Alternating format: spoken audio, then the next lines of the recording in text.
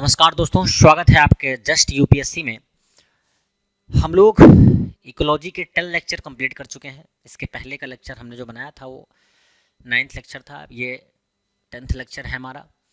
उसमें हमने जैविक अन्योन क्रियाओं को कंप्लीट कर लिया है पूरा एक टॉपिक। इसमें हम लोग भू रासायनिक चक्र जो होते हैं जिसमें फास्फोरस, नाइट्रोजन, यूपीएससी ने लगभग 3 से 4 बार, और आप अगर चले जाएं स्टेट एग्जामों में तो हर बार डायरेक्ट क्वेश्चन आते हैं कि ये कौन से रासायनिक चक्र से लिया गया है, ऐसे क्वेश्चन आते हैं। तो एग्जाम्पल के साथ हम समझेंगे। आइए देखते हैं। भू रासायनिक चक्र में हमने कहा बायो जियोकेमिकल साइकिल में अगर हम बात करें, कई प्राकृतिक चक्र में से एक है जिसके तहत संरक्षित पदार्थों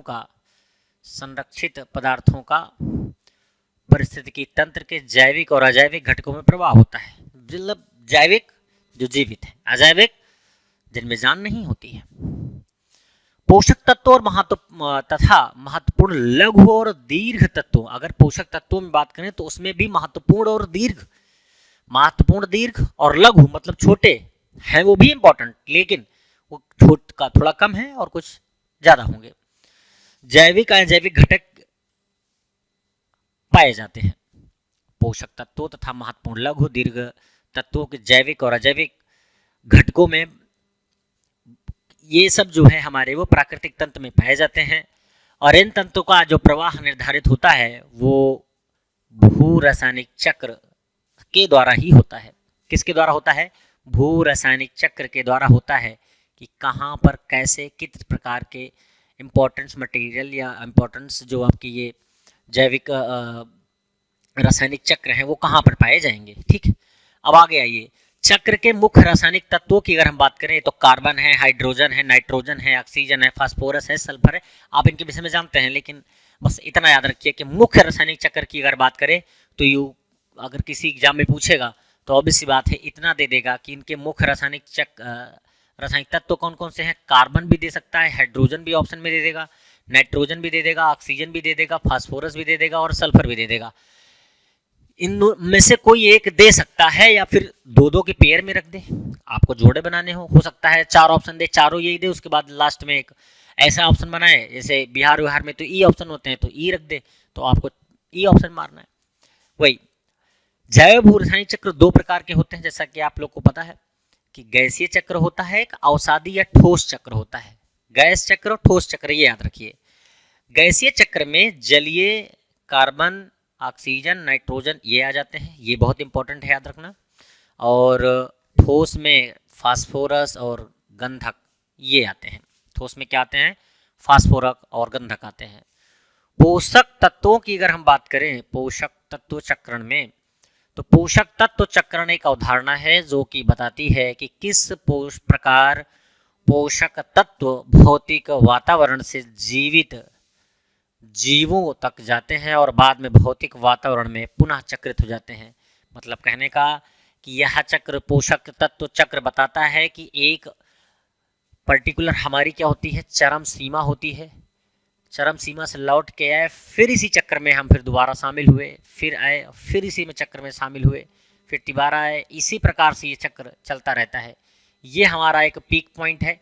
यहाँ तक हम पहुँचे, मान लीजिए ये हमने एक रेखा बना दी, यहाँ से कोई पॉइंट जब चलना स्टार्ट हुआ तो यहाँ पहुंचा, यहाँ फिर वापस आया, और वापस आने के बाद फिर नीचे से वो उसका चक्रण हुआ और फिर वहीं पर पहुंच गया।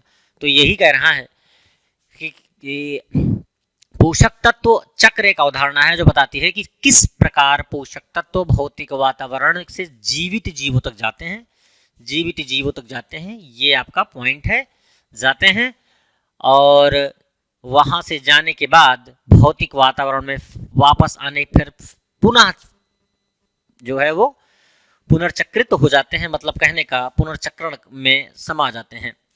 ठीक, अब आगे देखिए। यह जीवन के लिए आवश्यक है और यह किसी भी क्षेत्र की परिस्थितिकी तंत्र का महत्वपूर्ण कार्य है।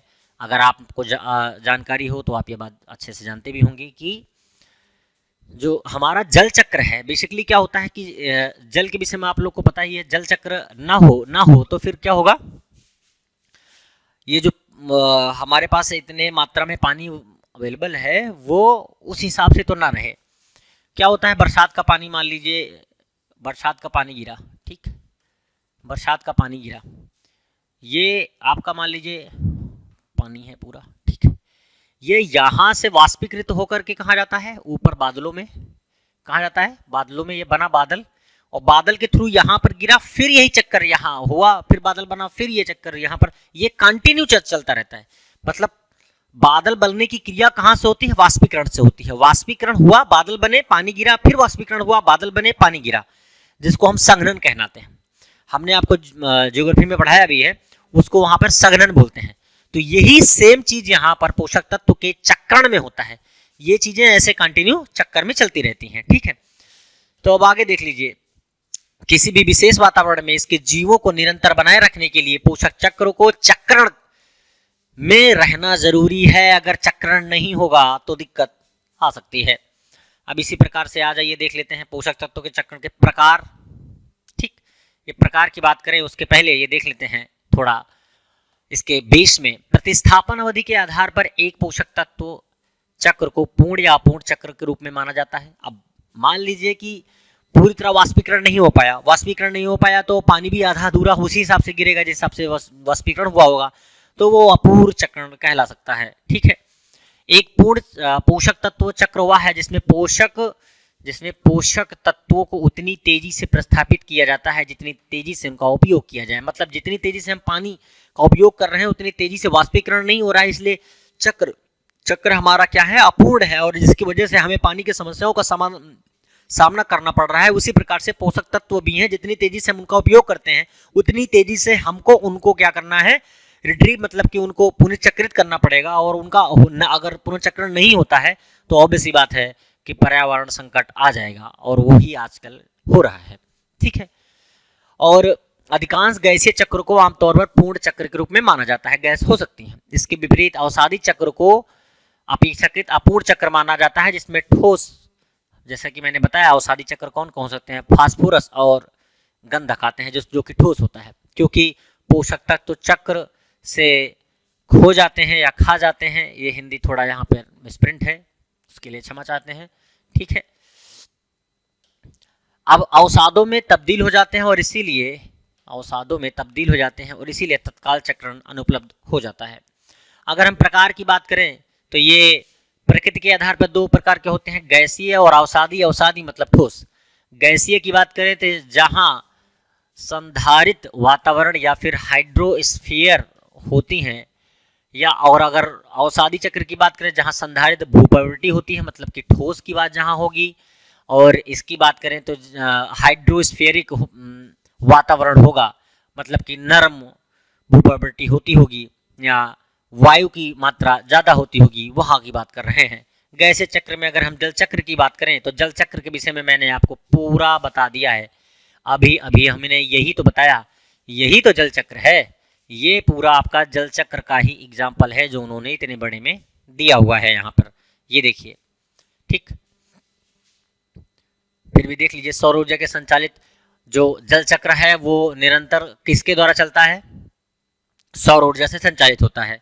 वर्षा के रूप में, अन्य के रूप में पृथ्वी में समान रूप से जल गिरता है, समुद्र में प्रभावित नहीं हो पाता, वाष्पीकरण के द्वारा ऊपर जाता है। ऊपर जाने के बाद ये क्या करता है, कुछ पानी नीचे चला जाता है और कुछ ऊपर जाता है, और ऊपर जाने के बाद इसका संघनन हो जाता है, ठीक है। तो ये पूरा का पूरा हमने आपको बता दिया है। ये वाष्पीकरण, संघनन, वर्षा, जमाव, अपवाह प्रक्रियाओं से पानी एक संदित से दूसरे संदित में जाता है, और रिसाव, भूजल, मतलब कहने का वही सेम चीज जो हमने यहाँ पर आपसे डिस्कस की है। जल चक्र में कुछ बताने लायक और नहीं है, ये रिपीटेशन ऑफ टॉपिक है। तो टाइम बर्बाद करते हुए आगे चलते हैं। कार्बन चक्र या कार्बन साइकिल की बात करें, कार्बन सभी जीवित जीवों और निर्जीव वस्तुओं जैसे खनिज, वायुमंडल, महासागरों, भूगर्भ में विद्यमान है। कार्बन चक्र की अगर हम बात करें तो इसमें दो मूलभूत प्रक्रियाएं सम्मिलित होती हैं। पहली तीव्र कार्बन जैव भू रासायनिक चक्र। इसमें हम देखें अगर अकार्बनिक कार्बन जो वायुमंडल में कार्बन डाइऑक्साइड के रूप में विद्यमान है, स्वपोषित ऑटोट्रॉप्स मैंने बताया है द्वारा ग्रहण किया जाता है। ये समानता पौधे, बैक्टीरिया, सेवल जो प्रकाश संश्लेषी जीव होते हैं उनके द्वारा भी ग्रहण किया जाता है। इसी प्रकार से अगर हम बात करें दीर्घकालिक कार्बन जैव भू रासायनिक चक्र की, तो किसी जीव की मृत्यु के पश्चात उसके शरीर के भीतर जो कार्बन का भंडार होता है तथा अन्य कार्बनिक पदार्थ का जो अन्य कार्बनिक पदार्थों में अपघटनों द्वारा विघटित कर दिया जाता है, उन्हीं को दीर्घकालिक कार्बन भू रासायनिक चक्र कहते हैं।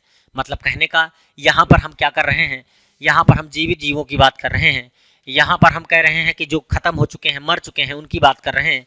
दीर्घकालिक कार्बन किसी जीव की मृत्यु के पश्चात उसके शरीर के भीतर संग्रहित, मतलब इकट्ठा किया हुआ कहीं पर, ठीक है, कार्बन को CO2 या फिर कार्बन डाइऑक्साइड और अन्य कार्बनिक पदार्थ में अपघटकों द्वारा विघटित कर दिया जाता है। और आगे अगर हम बात करें तो जहां इस कार्बन का कुछ भाग वायुमंडल में निर्मुक्त हो जाता है और एक बड़ा भाग मृदा में अंदर चला जाता है। इस प्रक्रिया के माध्यम से हम मृदा में कार्बन का भंडार बृहत या विशाल रूप में रखते हैं। बृहत या विशाल रूप में जैसे कार्बन का भंडार जमीन के अंदर भी होता है, तो वो किसके वजह से होता है, आप लोग को पता है, वो होता है दीर्घकालिक कार्बन के वजह से। तो अभी हमने देखा कि जो आपका तीव्र भू कार्बन क्या होता है, उसके बाद फिर हमने ये देख लिया कि दीर्घकालिक कार्बन क्या होता है। ये दो चीजें हमने देख ली। अब आप ये मैप देख लीजिए, मैप में सीधा दिशा दिया हुआ है, कार्बन चक्र की हम बात कर रहे हैं। कार्बन चक्र की हमने बात की यहाँ पर। तो कार्बन चक्र में वायुमंडल में कार्बन डाइऑक्साइड होता है, वो प्रकाश संश्लेषण के द्वारा कार्बनिक यौगिक पादप में चेंज हो जाता है, उसके ही द्वारा कोयला बनता है, इसके ही और उसके बाद इसके ही द्वारा ग्लूकोज कार्बनिक यौगिक जंतु को ये चीजें जाती हैं, इसी से पेट्रोलियम भी बन जाता है आपका।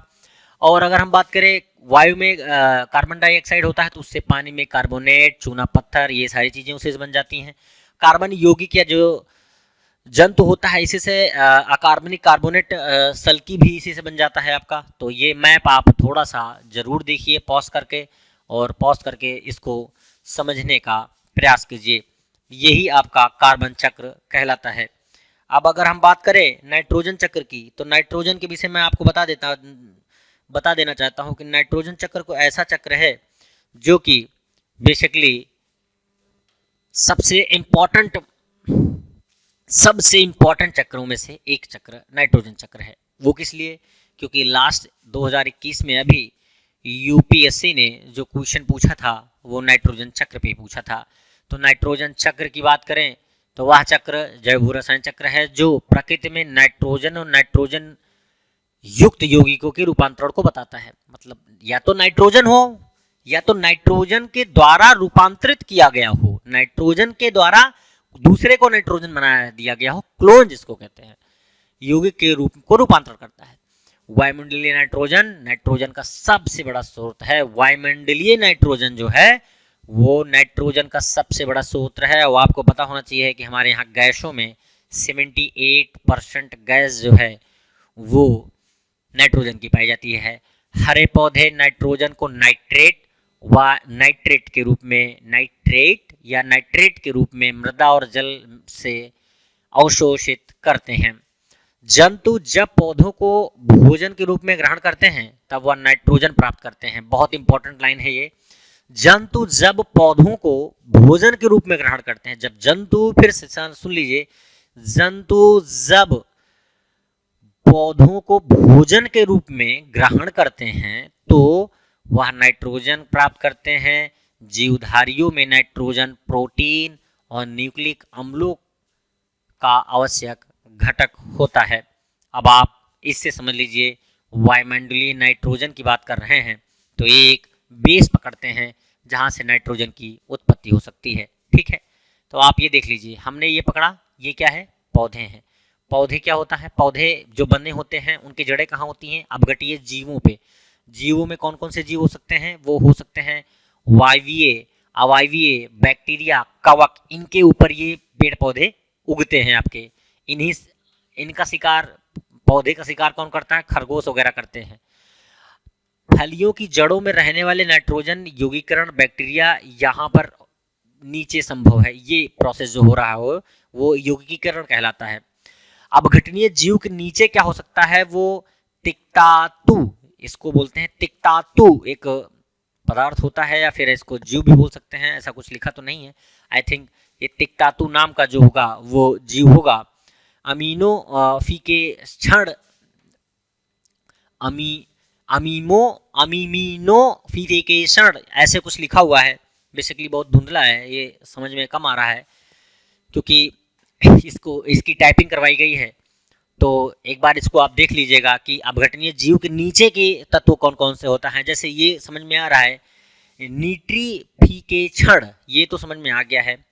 अम्मोनिफिकेशन ये हो सकता है, ये इसमें लिखा हो, इंग्लिश में लिखा होता थोड़ा और अच्छा होता, लेकिन फिर भी थोड़ा समझने का प्रयास करिए आप लोग। मिट्टी में रहने वाले नाइट्रोजन युगीकरण बैक्टीरिया नीचे से होते हैं, किसके? अपघटनीय जीवों के। और निट्रीफिएइंग बैक्टीरिया भी उसी के नीचे होते हैं आपके। अब इसमें अगर हम आ जाएं, पौधे की जो जड़ें होती हैं उसमें आत्म संस्करण होता है, उसी के द्वारा नाइट्रेट बन जाते हैं आपके। बैक्टीरिया का निर्माण डीनाइट्रिफिकेशन इसी में हो जाता है। और उसके बाद जब नाइट्रेट के नीचे जाएंगे तो नाइट्रस में चेंज हो जाएगा, और जो कि चेंज होगा नाइट्रीफाइंग बैक्टीरिया के द्वारा। तो ये थोड़ा कॉम्प्लिकेट लग रहा होगा आपको कि ये समझने में थोड़ा दिक्कत आ जरूर रही होगी, मेरा मानना है। लेकिन एक बार आप फिर से अगर देखेंगे तो शायद उसको आप और अच्छे से समझ सके। थोड़ा सा अपने आप से पढ़ने की कोशिश करिए तो ये आपको बेहतरीन तरीके से समझ में आ सकता है। क्योंकि ये समझना इसलिए भी जरूरी है कि नाइट्रोजन चक्र यूपीएससी ने पिछले 3 बार पूछे हैं, नेट 3 बार। बहुत इंपॉर्टेंट हो जाता है कि आप इसको पढ़ें और इसको समझें। मैं एक बार फिर से समझाने का आपको प्रयास करता हूं कि वायुमंडलीय नाइट्रोजन की अगर हम बात करें तो वायुमंडलीय नाइट्रोजन में होता क्या है, पहले आप ये जान लीजिए। एक पौधा लगा होगा, पौधे के नीचे वो पौधा बना किस पे होगा? अपघटनीय जीव पे बना होगा। उस अपघटनीय जीव में कौन कौन शामिल होंगे? कवक होगा, बैक्टीरिया होगा, अवायवीय या वायवीय, ये कुछ इस प्रकार के बैक्टीरिया होंगे। उसके अंदर की क्रियाएं बोल सकते हैं इनको। तिक्तातु एक क्रिया हो सकती है, और वो होती किसके थ्रू है? अमोनिफिकेशन, अमोनिफिकेशन बोल सकते हैं। अमोनिफिकेशन लिखा है लेकिन इंग्लिश में अमोनिफिकेशन बोलेंगे। अमोनिफिकेशन के थ्रू वो तिक्तातु क्रिया के द्वारा अपघटनीय क्रिया होती है। और इसके बाद नाइट्रस की जो क्रिया होती है वो निट्रीफिकेशन के द्वारा होती है। किसके द्वारा होती है? निट्रीफिकेशन और निट्रीफाइंगिंग बैक्टीरिया के द्वारा। ये इतनी क्रियाएं इनके द्वारा होती हैं। और इनसे जब अगर हम ऊपर बढ़े नाइट्रस की क्रिया की बात करें तो नाइट्रीफाइंग बैक्टीरिया के द्वारा ही नाइट्रस बनता है, और नाइट्रस के आत्मसंस्करण के द्वारा पौधों का निर्माण होता है। और अगर हम बोल दें इसी में डीनाइट्रीफाइंग या बैक्टीरिया के द्वारा, डीनाइट्रीफाइंग बैक्टीरिया के द्वारा ही हमारा वायुमंडलीय नाइट्रोजन का निर्माण होता है। तो बस इतना याद रखिए, नाइट्रस एक ऐसा इंपॉर्टेंट चीज है जिसके द्वारा हम डीनाइट्रिफिकेशन बैक्टीरिया यूज करके वायुमंडलीय नाइट्रोजन को बना सकते हैं। जितना हमें समझाना था हम समझा चुके हैं। आई थिंक थोड़ा बहुत हो सकता है कि समझ में कम आया हो, लेकिन एक बार आप 2 बार और अच्छे से पढ़ेंगे, पूरी तरह कंप्लीट आपको समझ में आ जाएगा। इसलिए क्योंकि अपने आप से भी पढ़ना बहुत इंपॉर्टेंट है। तो नाइट्रोजन चक्र में आपका ये था। अभी इसके बाद नाइट्रोजन चक्र में ही बहुत सारी चीजें बची हैं, जैसे कि नाइट्रोजन स्थिरीकरण क्या होता है, नाइट्रोजन स्वंगीकरण क्या होता है, अमोनीकरण क्या होता है, उसके बाद नाइट्रीकरण क्या होता है, विनाइट्रीकरण क्या होता है, उसके बाद आपका नाइट्रोजन और चक्र का प्रभाव क्या होता है। तो हम एक एक टॉपिक पे इस पे थोड़ा थ्योरी पे बात करेंगे तो हो सकता है आपको पूरी तरह समझ में आ जाए। अभी मैंने ग्राफ के थ्रू बताने का प्रयास किया था जितना उसमें लिखा हुआ था, लेकिन अगर आप थोड़ा सा सर्च करेंगे तो नाइट्रोजन की डिफिनेशन आपको बहुत अच्छे से मिलेगी और ज़्यादा भागने की जरूरत नहीं पड़ेगी। वैसे प्रयास यही करेंगे कि आपको और अच्छे से नाइट्रोजन समझा पाए हम, तो वो समझाएंगे नेक्स्ट लेक्चर में। तब तक के लिए नमस्कार, जय हिंद।